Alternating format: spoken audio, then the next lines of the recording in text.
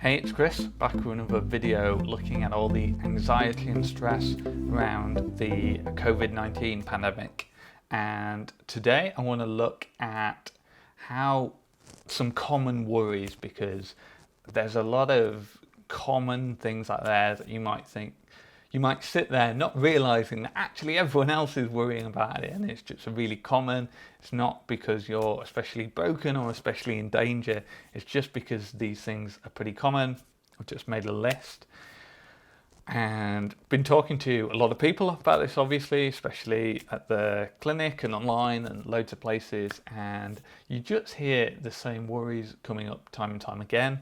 A lot of very individual worries as well. Anxiety can be very creative, but a lot of them are really just repeated. Everyone's having them. So things like I'm going to get ill, obviously, and I'm going to die.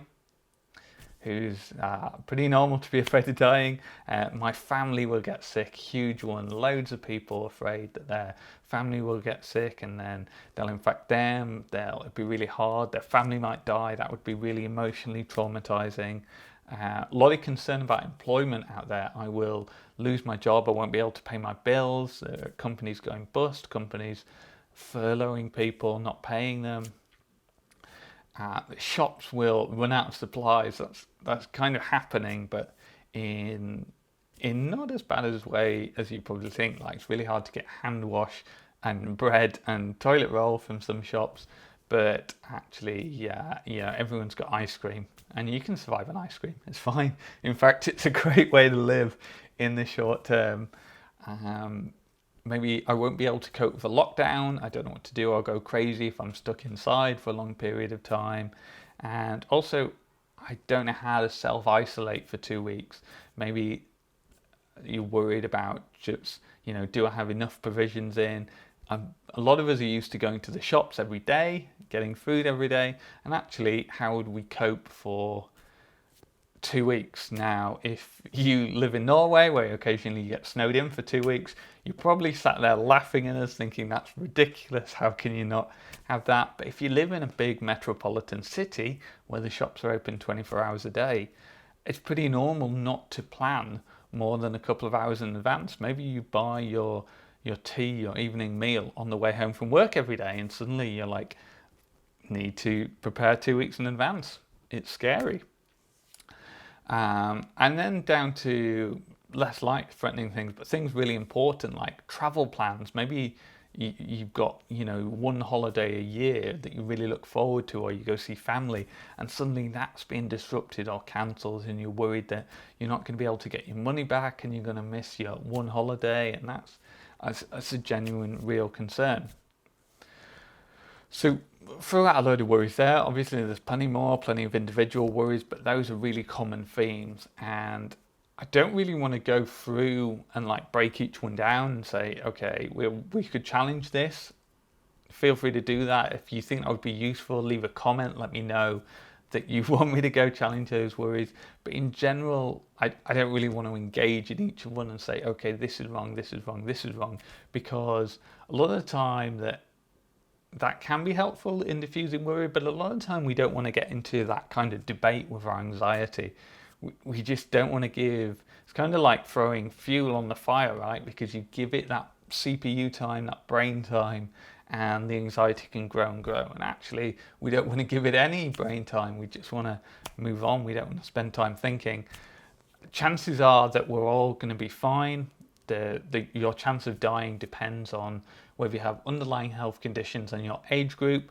But the good news is that even if you're over 80, then you've still got a 10 in 11 chance of being fine, of recovering. So, and that's the highest risk age group. If you're 8 years old, then you're almost certainly going to be fine.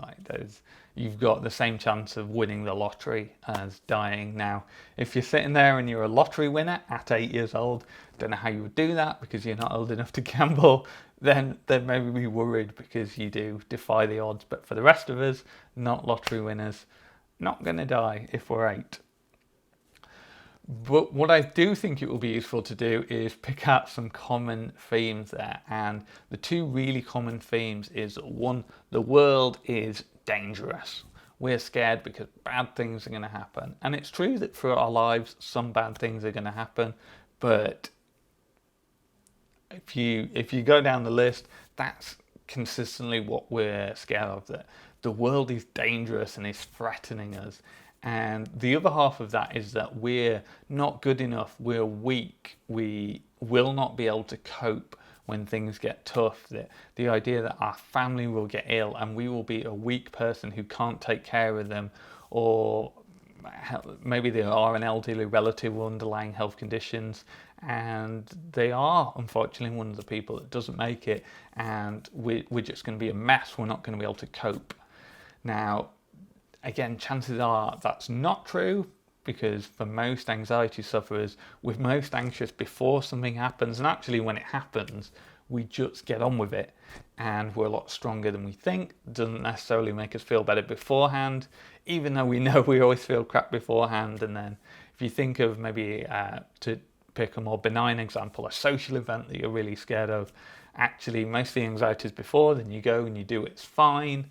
But then the one rolls around next month and the week before, your anxiety starts building up, even though we know we're fine in the actual event. In this case, it's the same. A lot of us know that actually when the shit hits the fan, we will actually cope, but we spend a lot of time worrying that we're weak and that we won't cope. And you can take your list of worries, really useful to write out all of your specific worries for this, just so you have that information. You can do some meditating on just getting them out there, helping you verbalize them can be really useful in making them think about, are they true or not, are they genuine or not. But if you do that, you can also take these common themes of there is some kind of threat in the world and I'm weak, I'm not strong enough to cope, and consistently they come up. And the reason that they consistently come up is that anxiety is a bias, is that we don't remember all the times that we're strong and that we were good enough and that we did cope. Anxiety doesn't show us that when it's a memory problem, right? When we have a situation where, like, can I deal with this? Can I cope? And it goes to our memories. And anxiety digs out all the times where things didn't go to plan and we weren't perfect, never shows us all the times that we coped and we were strong enough. And that's why anxiety is a bias, because it shows us the bad stuff and it doesn't show us the good stuff. And that's not representative of who we are or how we live. That is anxiety making us feel weak, making us feel useless. So what was the point of this lesson? What's the point? Well, if you have any of those worries, then you're not alone. Everyone is having those worries. Even people without an anxiety bias are having those worries. But it can be extra bad for anxiety sufferers because we also have those underlying beliefs that the world is super dangerous and that we are weak, we are not good enough, we cannot cope. That's a bias and that's anxiety, that's what's going on. And just knowing that these are really common worries and that we're worrying about them more because of this anxiety bias, not because they're genuine worries, can often make us feel a lot better. Hopefully that was useful. We're doing a bunch of these COVID-19 podcast videos, whatever format you're consuming with them. So I hope to see you again soon. Hit subscribe if you want to keep up to date, and stay safe, stay strong.